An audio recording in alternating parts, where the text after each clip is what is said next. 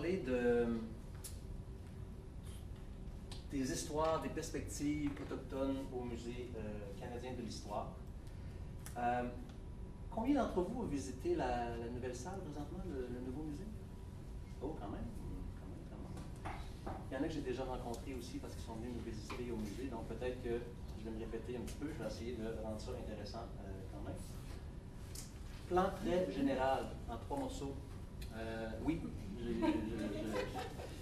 j'ai pensé que, pas que je sois particulièrement intéressant, mais des fois, ou important, mais des fois, juste me présenter, ça peut aider à comprendre certaines perspectives, certains choix, certaines opinions. Alors, je vais vous parler un petit peu de moi et de mon cheminement. Ensuite, je vais parler un petit peu ou plus en profondeur plutôt, de comment on a inclus la perspective autochtone dans la nouvelle salle. Et je vais vous présenter rapidement un nouveau projet qu'on est en train de lancer. Et c'est pratiquement un scoop que je vous annonce, puisqu'on vient d'avoir le mot d'ordre que oui, on a le droit de l'annoncer maintenant. Alors, c'est ce que je vais faire aujourd'hui devant vous. Alors voilà, je me présente. Je vais répéter un petit peu ce que Jennifer a dit. Effectivement, je suis natif de Wendake, alors ça fait de moi un Huron-Wendat. J'ai grandi, par contre, au Lac-Saint-Jean, à Alma, au Lac-Saint-Jean. Alors, parfois, je peux retrouver... oui. Alma. Mais donc, je n'ai pas vécu à Wendake, mais ma famille, mes amis sont toujours là, et puis j'y allais très souvent. Et là, je suis retourné dans la région de Québec, et c'est là que j'ai étudié les études autochtones, l'anthropologie. J'ai toujours eu un intérêt pour les études autochtones, donc dès que je me suis mis à étudier à un niveau postsecondaire, j'étudiais, et j'étudie toujours les sociétés, les cultures, les histoires autochtones. Pour la maîtrise, j'ai décidé de changer de discipline. Je ne sais pas exactement pourquoi faire changement. Alors, je me suis inscrit à la maîtrise en histoire, mais il faut dire aussi que je travaillais déjà dans les archives, parce que dès que j'ai mis les pieds à l'université, j'avais des petits contrats de recherche pendant l'été et j'avais le nez dans les archives. Donc, j'ai passé une bonne partie de mes études le nez dans les archives. Donc, je me suis toujours considéré un petit peu plus comme historien par mon approche qu'anthropologue. Donc, c'est une des raisons pourquoi j'ai décidé de faire ma maîtrise en histoire. Donc, ça fait de moi, je considère plus un anthropologue, c'est-à-dire plus un historien qu'un anthropologue. Donc, je me considère effectivement comme un historien autochtone. Je travaille sur les wampum. Les wampum, ce sont des objets qu'on retrouve surtout dans les musées présentement, des objets amérindiens, que je ne connaissais pas du tout. Je ne connaissais pas ça du tout. J'en voyais beaucoup passer dans les archives, puis ça m'intriguait, ça m'intéressait. Mais à l'époque, quand je faisais mon bac en anthropologie, je jouais aussi de la musique dans un band punk rock. Et puis, c'était suffisant pour moi, je ne pensais pas faire ma maîtrise. Et le bon vieux Denis Delage, que je croisais dans l'autobus pour aller faire mes recherches, me disait toujours, Jonathan, fais ta maîtrise, tu as les capacités, fais ta maîtrise, viens chez moi, on va te trouver un sujet. Alors, c'est lui qui m'a présenté des photos de wampum qu'il y avait au Musée canadien, pas au Musée canadien, au Musée des civilisations à Québec. Et il m'a dit, tu pourrais documenter cette collection-là. Alors j'ai dit oui, j'ai choisi ce sujet-là. Et bien, ça se trouve être le sujet qui m'a fait entrer finalement dans le monde des musées, dans le monde du collectionnement, de la culture matérielle, de l'histoire des objets, l'histoire des collections. Mon mémoire de maîtrise il a été publié en 2004, comme Jennifer le disait, chez Septentrion. Alors, ça c'est mon livre, 2004, ça veut dire que ça fait 14 ans déjà. C'est des recherches qui se poursuivent. Je continue d'être sollicité régulièrement pour en parler, ce que je refuserai de faire ce soir. Si vous avez des questions, ce sera pour une autre fois. J'aime ça dire autre chose aussi. Jamais j'aurais pensé qu'un sujet si pointu m'aurait permis d'en parler. Je veux dire, je suis allé en Australie en parler, je suis allé à Paris, je suis allé en Angleterre. Ça m'a toujours surpris. Alors, voilà, mes emplois passés, comme Jennifer le disait, toujours reliés au monde autochtone. J'ai travaillé comme chercheur dans les archives pour le Conseil de la Nation Huron-Wendat, à Affaires indiennes. Bon, c'est vrai, je travaille sur Affaires indiennes, mais ça, c'est comme une autre facette du monde autochtone que je n'ai pas aimé du tout, pour plein de raisons qui sont plus d'ordre idéologique et politique. Alors, j'ai quitté Affaires indiennes pour me retrouver à Parc Canada. Et là, Parc Canada, c'est intéressant parce que je m'occupais de monter les dossiers pour la commémoration des personnages, événements et lieux d'importance historique nationale autochtones. Donc, dans le réseau des sites touristiques, des plaques que vous voyez un petit peu partout, il y avait un manque à gagner là, en ce qui a trait à l'histoire des minorités, des femmes et des Autochtones. Alors, on s'occupait, nous, des dossiers autochtones. Fait que ça, c'était fascinant. Mais comme mon contrat se terminait, je devais retourner à Affaires indiennes, ce que je ne voulais pas. J'ai sauté sur l'occasion d'aller travailler aux archives. Et là, j'ai gagné le poste comme archiviste pour les archives autochtones, mais issus du domaine privé. Donc, pas les archives qui sont créées justement par Affaires indiennes, mais plus les archives qui viennent du secteur privé. Donc, des leaders politiques autochtones, par exemple, des communautés, ou des artistes autochtones, ou whatever. J'ai travaillé là pendant 7-8 ans. Et depuis septembre 2015, donc, je suis au Musée canadien de l'histoire. Et voilà, mon poste, ça s'appelle Conservateur Premier Peuple. J'en parlais tantôt avec Marie-Charlotte. C'est un titre qui fait sourciller un peu parce que c'est tellement englobant. Qu'est-ce que ça veut dire exactement? Bien, c'est un poste qui a été créé suite à la réorganisation qu'il y a eu au musée et la rebaptisation du musée. Il y a plusieurs nouveaux postes comme ça qui ont été créés. Donc, plutôt qu'être divisé par type de collection, ethnologique, folklorique, artistique, les divisions sont plutôt par thématique historique ou par chronologie. J'ai un collègue qui est conservateur Canada après la Confédération. Bon, c'est extrêmement large. Il y a du contenu autochtone là-dedans aussi. Moi, là, mon poste, c'est Premier Peuple. Donc, il n'y a pas vraiment de collections qui me sont attribuées proprement dit, mais sauf que ça englobe le sujet autochtone en général. Par exemple, si on parle d'événements récents, les nouveaux traités qui sont signés, les négociations, le mouvement Idle No More, tout ce qui se passe sur les réseaux sociaux, ça ne tombera pas dans une catégorie ethnologie nécessairement, mais c'est une thématique autochtone, et c'est important pour une institution de mémoire de capter ces événements-là. Fait que ça, c'est plus des choses qui vont être sous ma responsabilité. Je vous avoue que j'ai parfois un petit sentiment d'imposteur dans ces postes-là, parce que c'est des postes importants, conservateur, premier peuple. J'ai jamais travaillé dans un musée avant, j'ai aucune formation en muséologie. Même chose quand je travaillais aux archives, j'ai aucune formation en archivistique, puis pourtant je suis archiviste aux Archives nationales pour les archives autochtones. C'est un petit peu particulier. C'est vrai que j'ai toujours travaillé avec les musées, j'ai documenté la culture matérielle, j'ai publié sur le sujet, j'ai travaillé avec Pointe-à-Calière, par exemple, avec le musée à Québec, avec le musée au Rwanda. Donc, j'ai toujours été en contact avec la culture matérielle, son interprétation et le monde des musées. Et entre autres, avec mon livre qui me suit depuis 15 ans, c'est sûr que c'est un sujet qui a rapport avec les musées. Mais quand même, j'ai un petit peu ce sentiment-là d'imposteur, d'autant plus qu'il demande un doctorat pour avoir un emploi au musée, ce que je n'ai pas, j'ai seulement une maîtrise, qui est quand même une contribution intéressante, puisqu'elle avait 296 pages, donc j'arrivais pas loin au doctorat. Mais ce qui arrive, c'est que ces institutions-là ne cherchent pas nécessairement des techniciens, donc des archivistes de formation. Ce qu'ils cherchent, c'est plutôt des experts de contenu. Dans ces institutions-là nationales, les tâches sont subdivisées. Donc, il y a des gens qui sont responsables de la préservation, il y a des spécialistes du textile, des spécialistes du papier, du design, du traitement. Donc, on n'a pas besoin d'être formé dans toutes ces disciplines-là parce que chacune des tâches sont divisées, c'est-à-dire réparties à travers le staff. Donc, c'est en tant qu'historien, expert de contenu, conservateur autochtone, que je vous fais cette présentation-là aujourd'hui. Et ça va nécessairement aussi influencer les réponses que je vais pouvoir vous fournir. Parce que si vous avez une question qui n'a pas touché à mon travail, mais qui correspond à ce que mes collègues font, bien, je vais être un petit peu limité dans mes réponses. Mais je ferai mon possible, je vous le promets.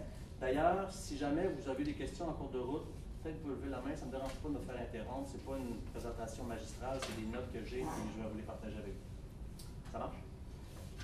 Alors voilà, j'arrive au musée et mon premier travail qui m'est assigné, c'est travailler sur la salle de l'histoire canadienne, la nouvelle salle qui est en développement.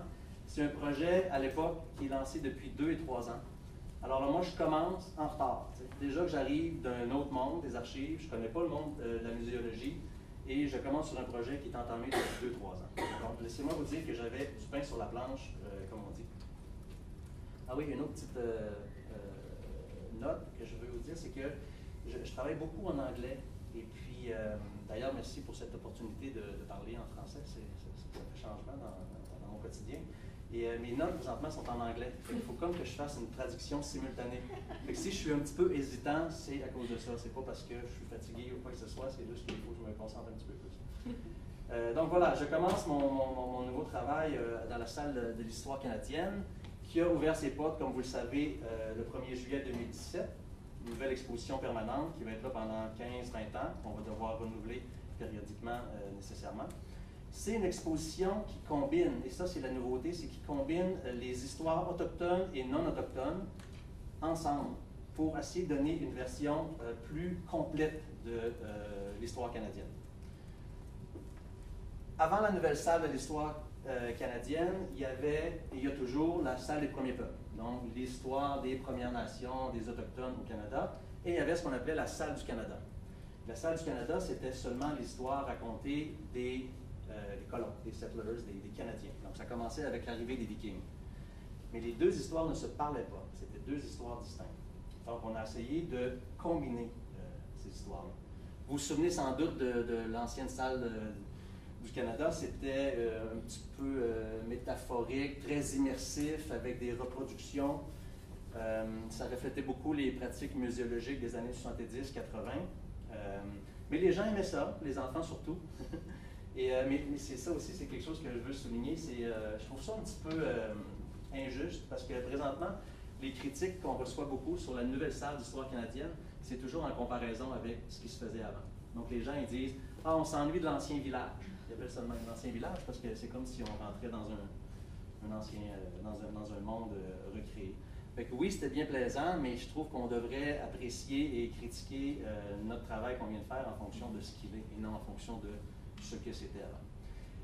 Dans cette ancienne salle-là, il n'y avait pratiquement pas d'histoire politique, la diversité, l'histoire sociale, ce n'étaient pas des thèmes qui étaient très présents. Dans la nouvelle salle, on essaie de présenter des perspectives multiples pour justement montrer comment les événements historiques nationaux ont été vécus de façon différente par les différents acteurs. Juste rapidement, pour ceux qui ne l'ont pas vu, ça ressemble à ça. Quand on rentre, on arrive dans le hall ici, et là, c'est divisé en 3 galeries. 1, 2 et 3. Donc, c'est extrêmement long de faire le tour. On ne savait pas quand on l'a construit, quand on le développait, mais si vous faites un tour rapide, là, ça peut prendre 1h30. Puis si vous voulez prendre votre temps, ça peut prendre la journée. Donc, c'est très important qu'on ait justement des aires de repos comme ça, où on peut aller se refroidir les méninges un petit peu. Donc ça, c'est la galerie 1, donc ça commence des temps immémoriaux jusqu'à la chute de la Nouvelle-France. La galerie 2, ben, c'est toute la période britannique jusqu'à la Première Guerre mondiale. Et la galerie 3, qui est sur la mezzanine en haut, ben, c'est à partir de la Première Guerre mondiale jusqu'au présent. Et c'est pas juste jusqu'en 2017, c'est vraiment jusqu'en 2018. J'ai eu déjà à refaire une carte dans la section sur laquelle j'ai travaillé, puisque mes données étaient déjà plus à jour. Mais quand on veut faire l'histoire récente, c'est ça, il faut qu'on change à tous les mois.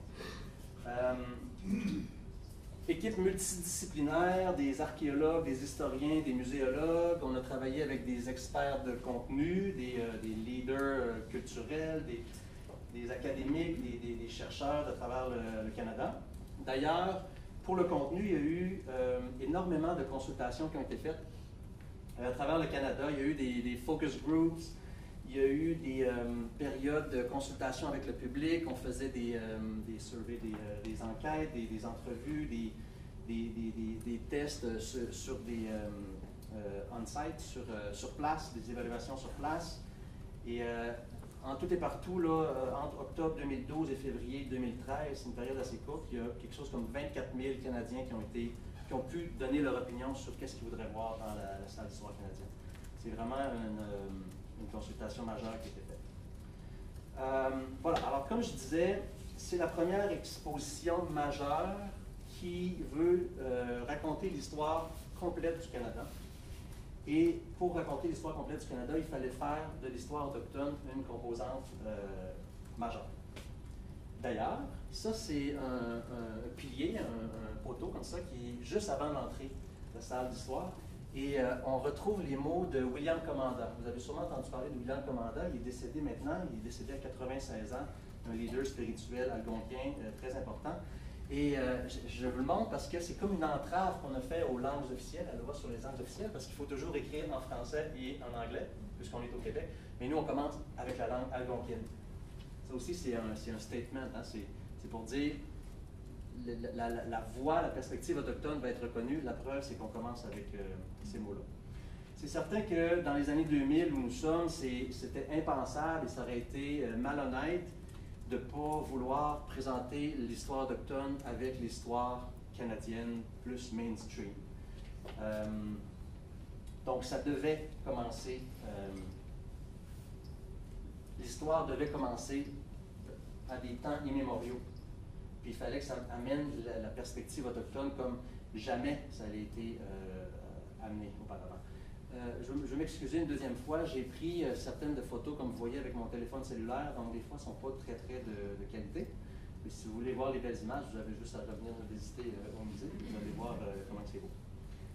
Ça, c'est une autre, c'est deux photos que j'ai prises, parce que je veux vous montrer à quel point on a poussé plus loin la rhétorique pour apporter la perspective autochtone à l'avant.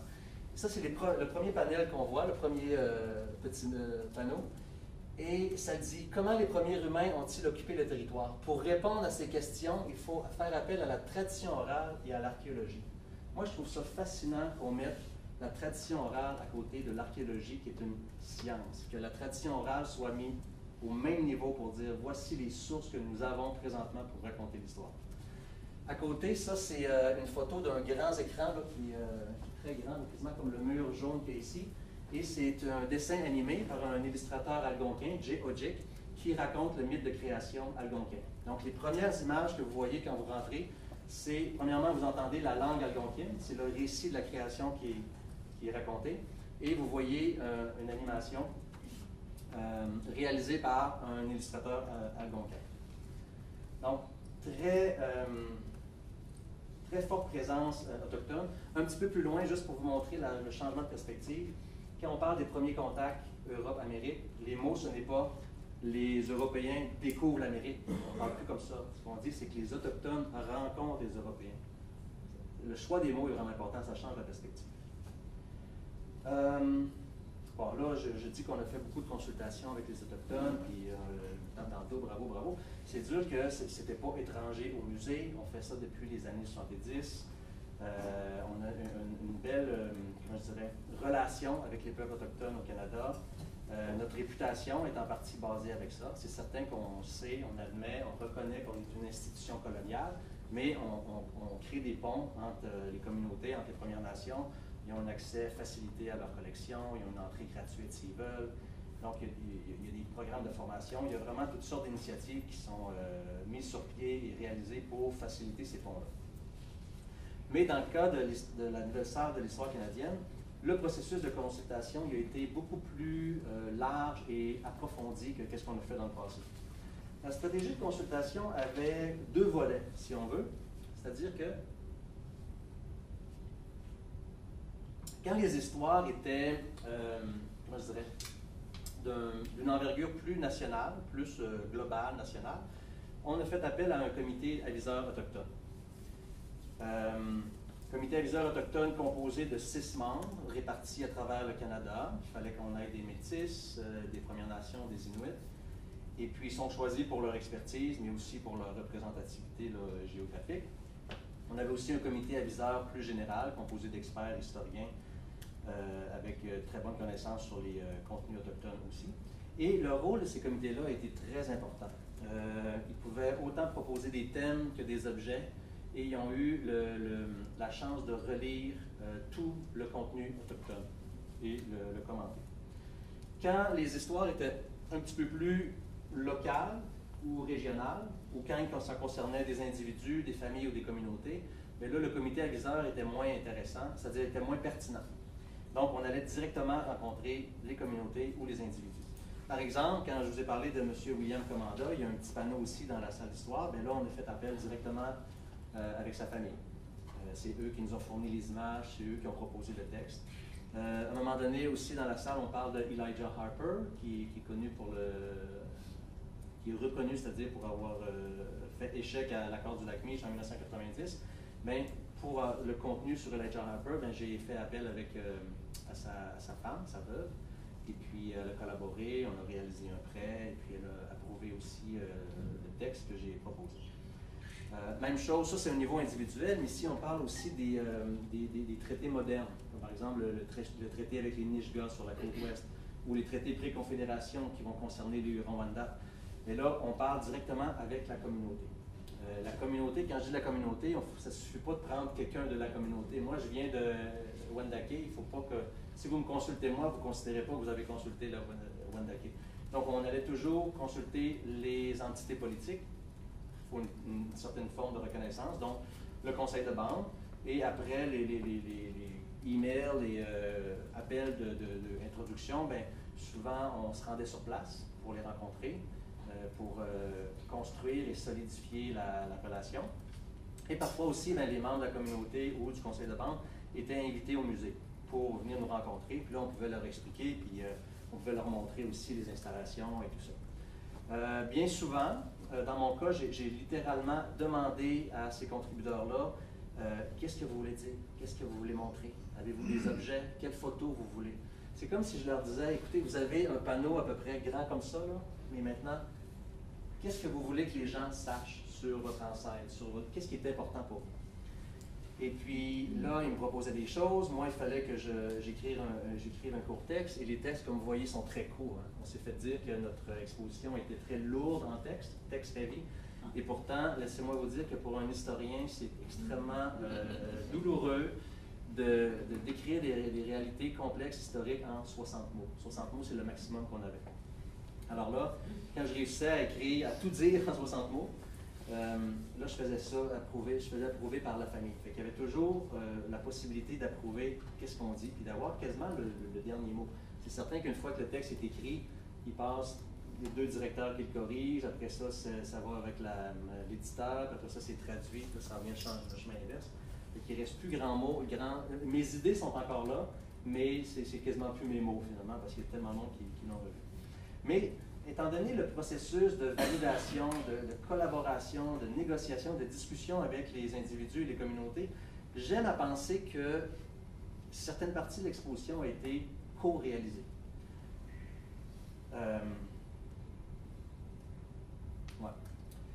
On a travaillé peut-être avec une douzaine de communautés à travers le Canada, ce qui peut sembler pas énorme, mais qui représente quand même beaucoup de travail. Là, maintenant, je vais vous parler un petit peu plus de la section sur laquelle j'ai travaillé. C'est une section qui est sur l'histoire autochtone récente. Et ça permettra aussi de parler de certains éléments qui s'appliquent à d'autres aspects plus généraux de la salle d'histoire canadienne. Cette section-là, donc, ça s'appelle Premier peuple, c'est sur l'histoire autochtone récente. Il faut dire qu'il y a du contenu, comme vous le voyez, partout dans la salle d'histoire canadienne.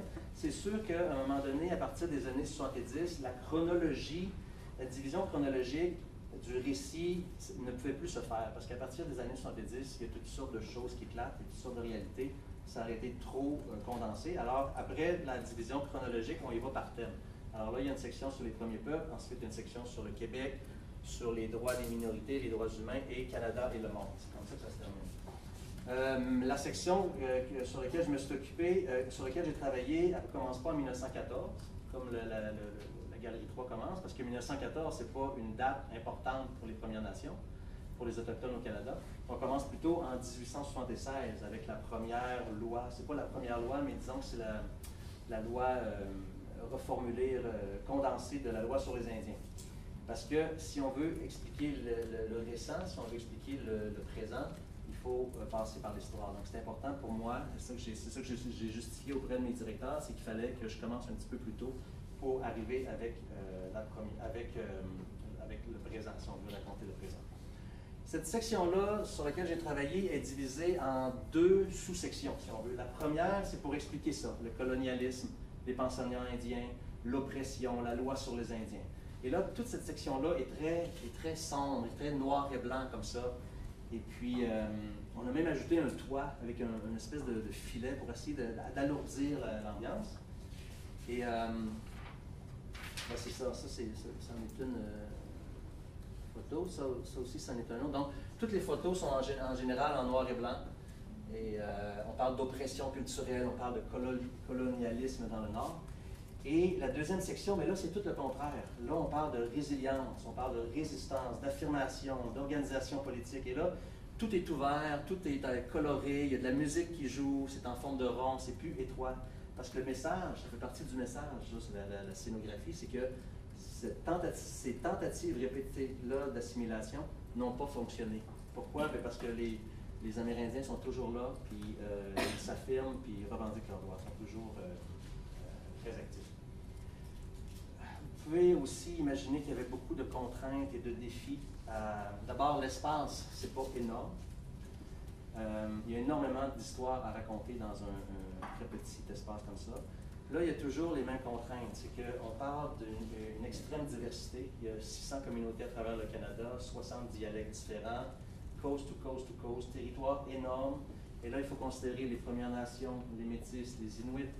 Ensuite, les genres, femmes, hommes, les âges. Il faut parler des jeunes, il faut parler des plus vieux.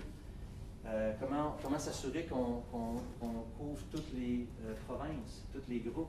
Comment s'assurer que tous se sentent représentés dans ce récit-là? Ensuite, il y a tous les thèmes. On parle de politique, on parle d'art, de pensionnat indien, la législation, les droits, le territoire, et tout ça sur 150 ans. Vous pouvez imaginer les défis, mais en plus, il y a une autre charge supplémentaire, c'est qu'il y a des sujets qui sont très actuels et qui sont très sensibles. Donc, il y a une attente énorme de la part des Autochtones de voir ces histoires-là racontées dans le récit national. Donc, c'est un poids énorme qui était sur quelles épaules, vous pensez? En grande partie sur les miennes, parce que je sentais une responsabilité de faire entendre leur voix, de faire entendre leur perspective. Il y a différentes façons qu'on a prises pour s'assurer de porter cette voix-là. C'est qu'on utilise beaucoup de citations. Ah, là, on ne le voit pas, c'est trop petit, mais ça, c'est des citations d'acteurs, soit historiques, soit de survivants actuels des pensionnats indiens, ou soit de gens qui sont toujours vivants. Donc, le plus souvent qu'autrement, on n'écrit pas nécessairement les textes, voici ce qui s'est passé, mais on donne la voix aux gens qui ont vécu les expériences. C'est une façon de leur laisser la place pour qu'ils racontent leur histoire. Une autre façon aussi, c'était qu'on a pris dans la mesure du possible des photographes autochtones. Comme par exemple, ça c'est Peter Pietzuelak qui a fait ces photographies-là du changement de mode de vie qui se passait dans les années 50-60 dans le Nord. Plus loin, on prend Fred Cattrall qui a couvert des événements autochtones nationaux. Donc, dans la mesure du possible, je ne prenais pas un journaliste du Journal de Montréal, je prenais un journaliste ou un photographe autochtone parce que je voulais avoir la lentille de l'autochtone. On a aussi réalisé des traits auprès d'institutions ou d'individus autochtones pour parler du mouvement sur les femmes et filles assassinées ou disparues. On a travaillé avec le National Women Association, l'Association nationale des femmes du Canada. Ils nous ont prêté une œuvre d'art. On a travaillé avec une femme artiste aussi pour documenter le mouvement Redress. Alors ça, c'était une autre façon qu'on a utilisée pour porter la voix autochtone le plus possible. Là, je vais parler un petit peu du sujet des pensionnats indiens, justement, parce que c'est un sujet c'est un sujet de l'heure, hein, on le sait, on en entend parler énormément, c'est très actuel, ça avait été impossible de le négliger, on ne pouvait pas passer à côté, et il fallait bien le faire. Pourquoi? Bien parce que les attentes, encore une fois, sont très élevées. Il y avait de grandes attentes auprès des Autochtones, de la part des Autochtones, pour qu'on dise la vérité. Et là, il y a toujours la balance entre qu'est-ce qu'ils voudraient qu'on dise et qu'est-ce qu'on peut dire. Est-ce qu'il faut donner les exemples les plus terribles? Est-ce qu'il faut... la balance est très difficile à trouver. Alors, pour bien faire notre travail, encore une fois, on a travaillé avec les institutions autorisées et avec les survivants. Parce que si on voulait parler de ces sujets-là qui sont délicats, qui sont lourds, d'une façon sensible et appropriée, bien, on s'est dit qu'il fallait encore une fois donner la voix aux principaux intéressés parce que c'est leurs histoires, c'est leur perspective. Alors, pour faire ça, on a travaillé entre autres avec une institution, un organisme qui s'appelle le Legacy of a Hope Foundation. Et eux, ils nous ont aidés à retracer, à connecter avec des survivants, avec leurs familles. Et là, on pouvait demander leurs avis, comment on devrait raconter ça, qu'est-ce qu'on devrait dire, qu'est-ce qu'on ne devrait pas dire. La Legacy of Hope, ceux qui ne connaissent pas, c'est un organisme autochtone national, un organisme de charité, et il se charge en gros là, de l'éducation, de la sensibilisation et une meilleure compréhension non seulement de la réalité historique, mais de ses effets aujourd'hui et du processus de guérison qui est en cours. Alors, ils nous ont beaucoup aidés, ils ont organisé des sessions de consultation, ils ont facilité les rencontres, ils nous ont identifié des aînés et des survivants autochtones pour qu'on puisse demander leur avis, mais aussi pour qu'ils puissent nous proposer des thèmes et peut-être possiblement des photos, des objets. Toute l'approche, finalement, vient de ces gens-là. Dans un autre segment de la section, on a demandé à des survivants de l'école de Port Alberni, en Colombie-Britannique, de nous raconter leur histoire dans leurs propres mots. Alors, ils sont venus au musée et on les a enregistrés, on les a interviewés, on les a enregistrés et leurs témoignages se retrouvent sur un petit poste avec des écouteurs où on peut les écouter puis on peut regarder leur histoire. Ça, c'est des dessins qu'ils ont fait quand ils étaient dans les pensionnats indiens. Et c'était dans une collection parce qu'il y avait un professeur qui était bien gentil dans ces écoles-là, professeur d'art, qui a tout conservé les objets, pas les objets, les dessins. Et beaucoup plus tard, quand il était beaucoup plus vieux, il y a un professeur à l'Université Victoria, Andrea Walsh, qui a réussi à reconnecter les œuvres d'art des enfants avec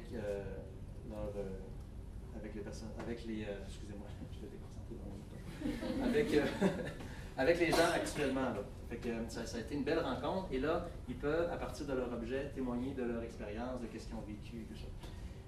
Dans cette section-là, il y a des descriptions de violence et d'abus sexuels, donc c'est très, très graphique. C'est des histoires qui sont plus difficiles à entendre, c'est nécessairement pas recommandé par les enfants.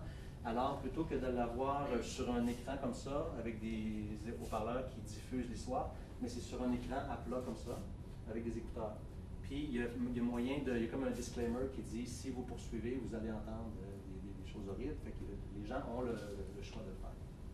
C'est une autre approche aussi qu'on a utilisée pour balancer un petit peu l'expérience, pour pas que ça soit trop sensationnaliste.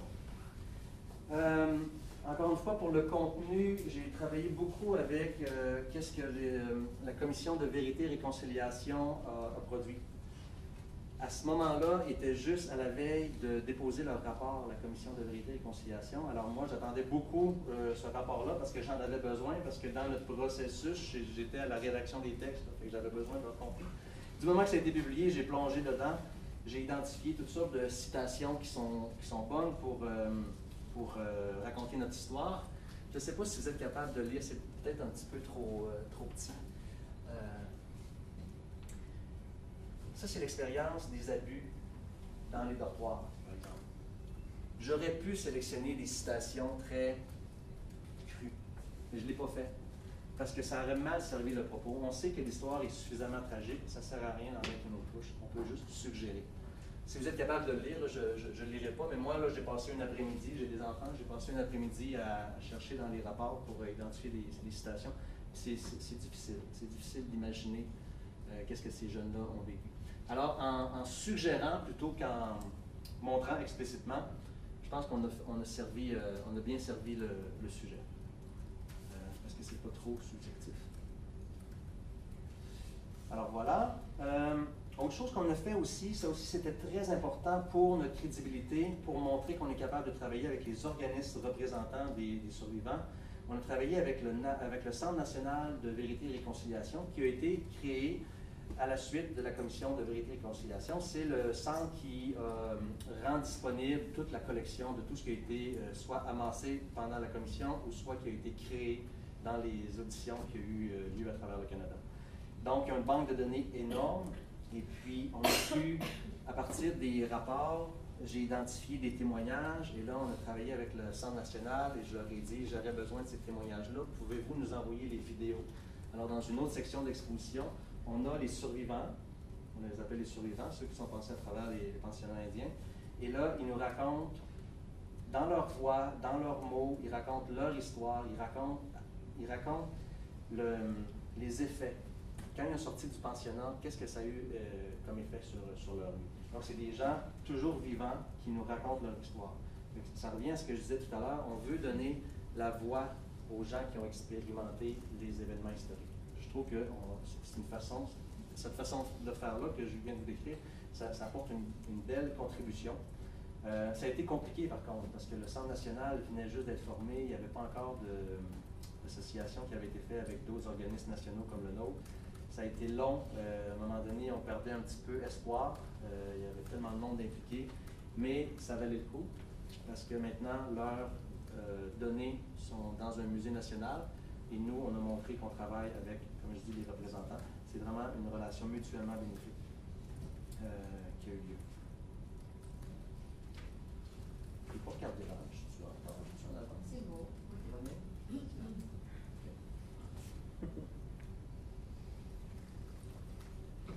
Donc voilà, tout ça pour dire que la consultation autochtone, ça a été un pilier majeur dans la planification et dans le développement du contenu de la nouvelle salle d'histoire canadienne.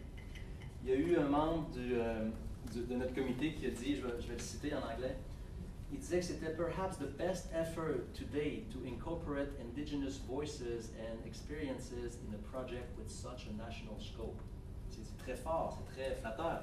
Il a dit aussi qu'on avait été très brave dans notre volonté de raconter les vraies histoires, puis je pense que c'est vrai. C'est des phrases très dures ici. Là. Les enfants indiens devraient être retirés le plus possible de l'influence de leurs parents. Ça, c'est Johnny MacDonald qui dit ça. Bon, il citait Bergevin, Langevin, mais c'est pas grave, c'est quand même le premier ministre. Donc, on n'est pas dans une histoire où on glorifie, on fait l'apologie de nos pères fondateurs. On les remet plutôt dans leur contexte, puis on est capable de dire ces mots-là. Et même chose ici, et ça c'est très terrible, c'est un agent des Indiens qui dit qu'il n'aime pas ça, être obligé d'aller chercher les enfants qui se sauvent parce qu'ils peuvent toujours mourir de froid. Donc on dit des réalités très difficiles, très crues. Même chose ici, c'est encore Johnny MacDonald qui dit clairement, explicitement, qu'il utilise la famine.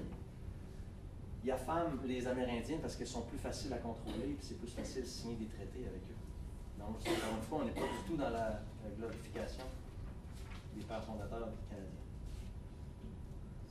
Ça ici, c'est une photo de Louis Riel à son procès, qui a duré peut-être 20 minutes. Et juste ici devant, c'est les menottes qu'il portait avant son exécution.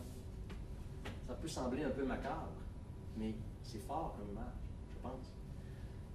Avant de les présenter, les menottes, on a consulté le Métis National Council pour savoir est-ce qu'on va trop loin, est-ce que c'est correct. Puis eux, ils ont dit non, on veut que les gens sachent, on veut que les gens sentent qu'est-ce qui s'est passé.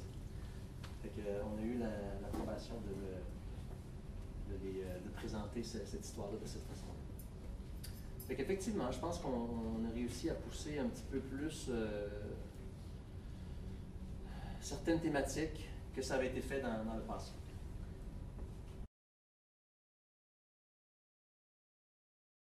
Moi, là, j'en ai pas vécu. Puis, je sais que carte blanche, c'est une expression qui semble un peu extrême, parce qu'on peut dire ça se peut quasiment pas. Mais j'ai envie de dire que j'ai pratiquement eu carte blanche. Parce que, puis j'aurais pu citer une autre, il y avait une visiteur, ils ont fait une pré-visite de la salle, ceux de Kidiganzibi, les Algonquins, juste au nord de Québec, d'Ottawa. Puis quand ils sont venus visiter, il y a une dame qui m'a clairement dit, elle lisait les panneaux, puis elle disait, oui, mais ils vous ont laissé écrire ça. Elle avait été surprise. Mais quand elle dit « ils vous ont laissé », elle parlait de qui? Elle parlait de Stephen Harper, hein, parce que le musée de l'histoire, ça a commencé sous Harper peut-être. Ou elle parlait de nos gestionnaires à un haut niveau. Mais non, il n'y a pas eu de... J'ai senti aucune censure. Une fois peut-être. Moi, j'aurais voulu pousser un petit peu plus loin parce que vous vous souvenez de mon background, je viens du monde autochtone, puis je veux dire les choses.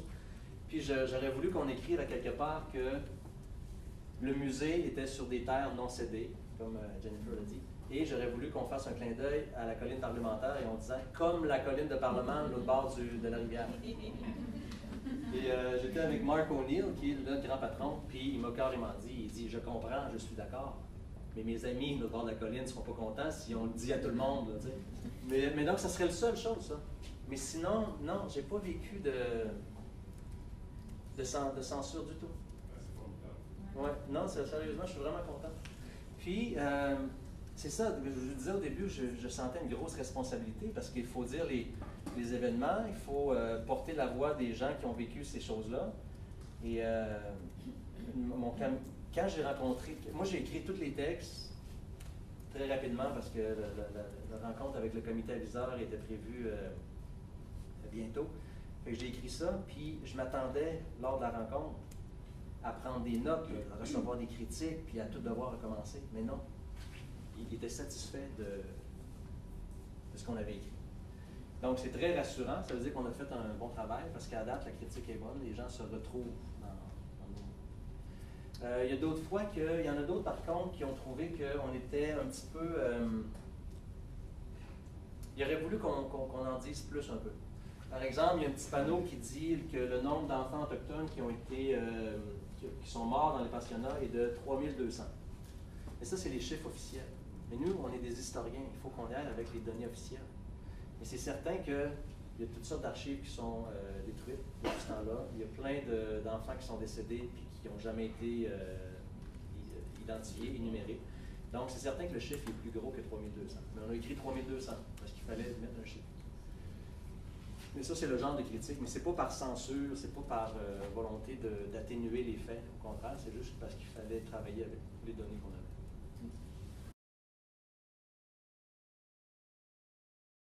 Non, pas moi.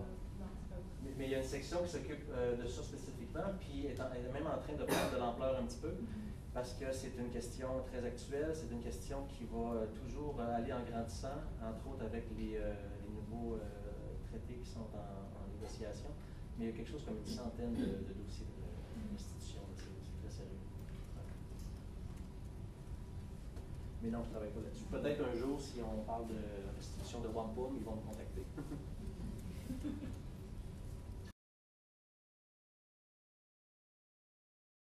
C'est une bonne question. Nous, là, moi, j'ai regardé les appels à l'action concernant les musées et les archives, puis je ne pense pas que ça va révolutionner. Ça va révolutionner le monde muséal, oui, mais pas qu'est-ce que le Musée canadien de l'histoire fait. Parce qu'on le fait déjà.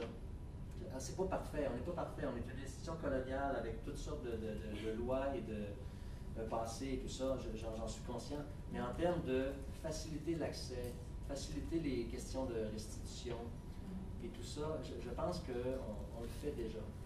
Il y a quelque chose aussi qui m'avait un petit peu fait sourciller dans les calls to action. Il parlait, je pense, c'était de bibliothèques et archives ou des musées, je ne me souviens plus, mais je pense que ça venait plus d'une mauvaise compréhension du rôle de ces institutions-là, parce qu'il parlait de développer des programmes éducatifs ou des choses comme ça. C'est pas du tout dans les fonctions des archives, ça, par exemple. Du musée, par contre, oui. Là, présentement, il y a un programme scolaire qui est en train d'être mis sur pied par ma collègue Christina. Puis elle, là, elle va travailler avec, pas cette section-là, mais la section sur les écoles résidentielles. Elle veut faire venir sur place des survivants. Puis il y a tout un contenu, un curriculum scolaire qui va être développé autour de ça. Et ça, ben oui, c'est directement en réponse à l'appel de recteur. En général, c'est très positif. On en reçoit, il y a des petits cartons que les visiteurs peuvent écrire, ou des courriels, ou on va aussi sur TripAdvisor pour essayer de voir ce que ça dit. Donc, le principal critique, c'est il y a trop de texte. Mais nous, on a fait le choix de ne pas trop en mettre. Fait que ça, OK, trop de texte.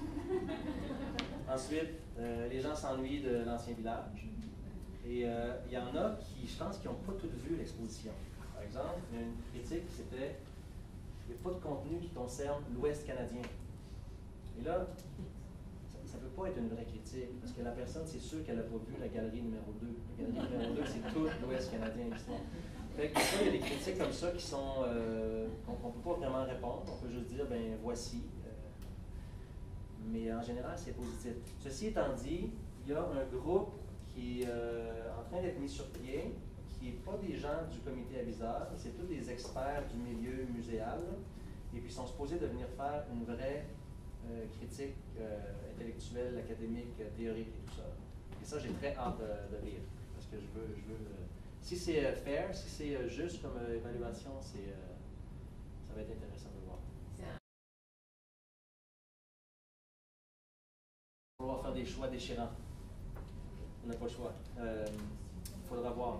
On n'en est pas là. Pour l'instant, il ne se passe rien de majeur qui faille enlever une partie pour en mettre une autre. mais il faut faire du fine-tuning. Par exemple, je ne vous l'ai pas montré, mais il y a une carte sur les 140 écoles résidentielles du Canada. Quand j'ai fait la carte, en 2017, mars 2017, les 5 écoles de Newfoundland, Labrador, n'avaient pas été inclus dans l'entente. Donc, on ne pouvait pas les mettre. Et là, il y a quelqu'un qui est venu, parce qu'il est en négociation, quelqu'un qui est venu du Labrador, et là, il a pris une photo, il a mis ça sur Twitter, là, il a dit « Hey, le Labrador, on n'est pas, puis on a des écoles résidentielles aussi. » Alors, il a fallu réagir. Bon, là, on est en train de refaire la carte, parce qu'entre-temps, les 5 écoles ont été reconnues. Donc, on va s'ajuster comme ça au fur et à mesure qu'il y a des changements. Mais il faudra voir, il faudra qu'on enlève. Mais de toute façon, il y a des objets qu'il va falloir qu'on fasse des rotations. Il y a des traits. Il y a des traits qui sont des fois assez volumineux. Si ça s'en va, donc ça fait un espace, ça fait un trou qu'il faudra remplir. Donc il va falloir qu'on fasse ça de toute façon. Puis maintenant, ben, on pourra en profiter aussi pour incorporer des nouveaux événements s'il y en a. Mais non, c'est un enjeu, c'est ça.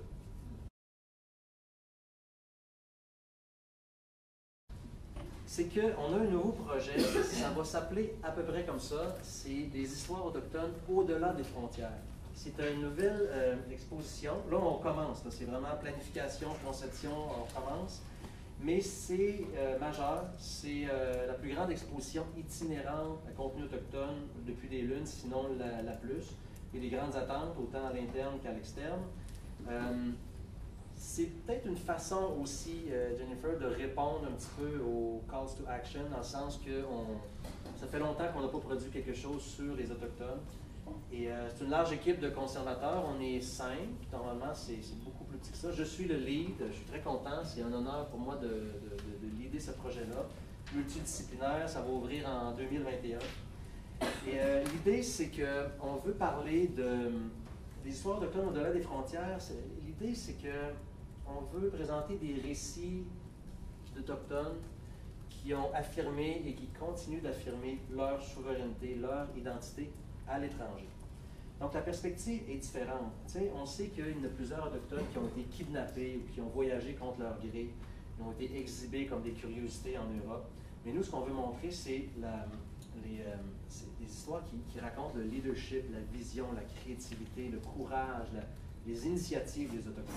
Il y a un mot en anglais qui est très utile, c'est agency. En français, traduit par agentivité, c'est pas un très beau mot, ou la capacité d'agir, la capacité d'influer. Donc, on va parler probablement de diplomates, de combattants, de soldats, d'artistes, des interprètes, des athlètes aussi, des athlètes autochtones, des chercheurs.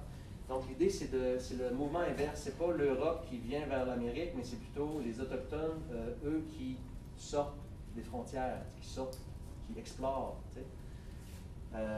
Et là, on veut, encore une fois, favoriser les récits, la provenance autochtone des récits. Donc, on veut partir dans un processus de consultation.